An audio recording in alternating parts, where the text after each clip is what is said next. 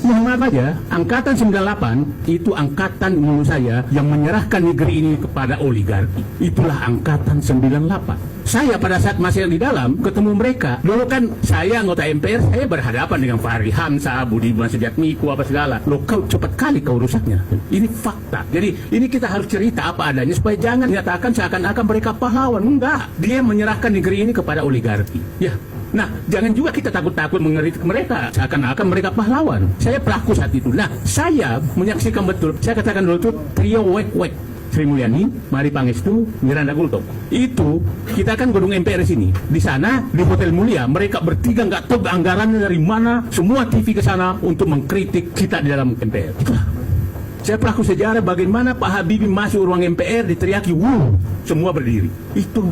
Dan mereka itulah sekarang yang menyerahkan negeri ini ke oligarki. Oke? Sekarang, oligarki sudah membayar semua. Makanya saya katakan, pusat kekuasaan itu ada di PIK 2. Dan semua itu adalah pemain bayaran. Saya orangnya belak-belakan. Mereka itu pemain bayaran. Dan semua penyebab masalah itu terjadi karena pejabat jual diri. Itu pejabat yang jual diri. Dan kita selalu menghormati pejabat penjual diri. Nah, ini semua kita harus memberikan sanksi sosial kepada perusahaan-perusahaan bangsa ini. Dan saya berani jumkan nama siapa aja. Tapi jangan kita pakai bahasa eufemisme terus. Mohon maaf aja, saya mulai menyatakan nama. Sebutkan aja namanya. Siapa sih Us itu? Ya jelas, Rini, Luhut, Jokowi. Kan clear sekali. Ya jadi, biarin saja. Kalau gara-gara kita nyebutkan nama terus masuk penjara, ya masuklah.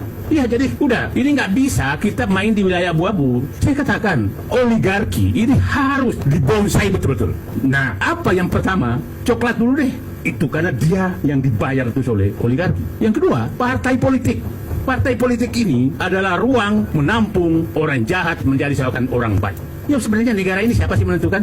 Megawati, SBY, Surya Paloh, kemudian Zulkifli Hasan, kemudian Bahlil, Prabowo, kan itu aja. Yang lain tuh enggak lah, enggak usah lah percuma mendatangi DPR, dia cuma direp dari 5 orang itu. Terus kita selalu menghormati mereka itu. Ya, yang perusahaan negara ini. Nah sekarang, saya berharap Pak Prabowo mengambil gaya kepemimpinannya Pak Harto, mertuanya, dan gaya kepemimpinan bapaknya Sumitro. Itu saja yang saya butuh, karena Indonesia ini butuh ketegasan sebenarnya untuk mengambil keputusan. Nah, kalau ditanya kenapa aku dukung? Saya dukung Pak Prabowo itu 5 hal. 1, berantas korupsi. 2, bonsai itu oligarki. 3, ciptakan pemerintahan bersih. 4 adalah ambil alih itu aset-aset negara. Yang kelima adalah lakukan pembersihan aparat hukum. Karena itu penyebab utamanya. Yang merusak karena dia masih kadang-kadang pegangan tangan sama Jokowi, itu aja. Nah, racunnya itu kita harus memberikan tekanan bahwa dia harus menjauh, karena biang kerok masalah adalah geng Solo oligarki Parcok.